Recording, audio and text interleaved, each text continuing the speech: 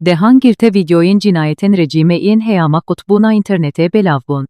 Li heyama kutbuna interneta seranseri li rojilate Kurdistanu İranê, rejime di Cemhuriye İslamiya İranê, cinayetin hov li ser şakaman, li nav malen xelkê û li nexweşaniyan dekirine.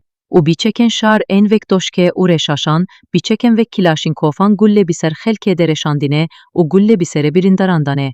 Tevî hemû astengiyên pêvendigirtin û nebûna internetê, dehan girte video ji cinayetên rejîmê belavbûne, ku hovîtî û xwînxwariya rejîmê û berxwedana tund a serhilderan bi belgedî de xuya.